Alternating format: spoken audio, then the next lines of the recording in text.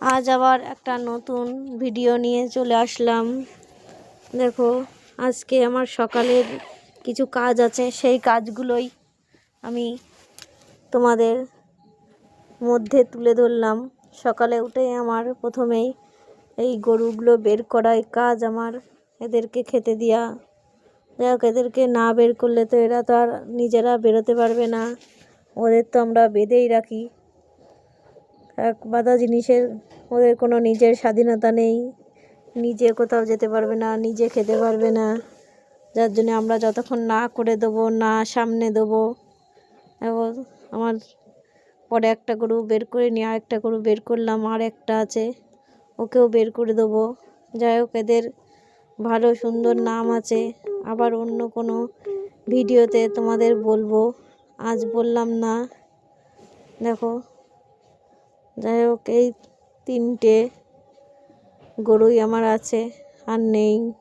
যাই হোক, আমার গাই গরুটা একটা বাচ্চা দিয়েছে, ওই জন্যে ওকে একটু বেশি যত্ন করতে হবে। যাই হোক, ওর অনেক কষ্টর। ওকে সানিটা দিয়ে দিলাম, ওকে তো একটু ভালো করে খাওয়া দাওয়া দিতে হয় এখন, যেহেতু ওর বাচ্চা হয়েছে। দেখো, সানিটা খেতে খেতেই দেখো ওর সামনে হাজির হয়ে গেল আমাদের।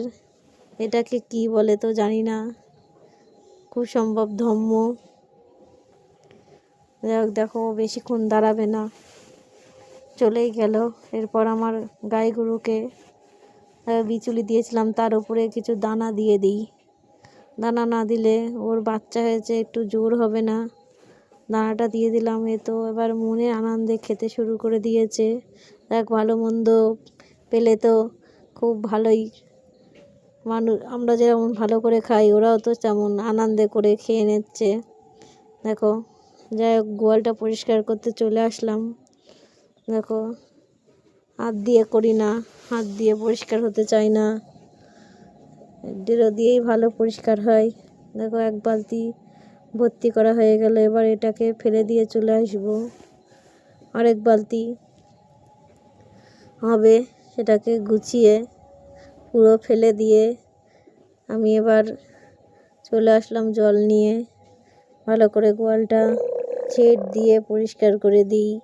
সকাল সকাল না দিলে আবার শুকাবে না, রাত্রে তো আবার ওরা ওখানেই শুবে। আমাদের জায়গা যেরকম পরিষ্কার না হলে আমাদের ঘুম আসে না, ওদেরও তো তাই।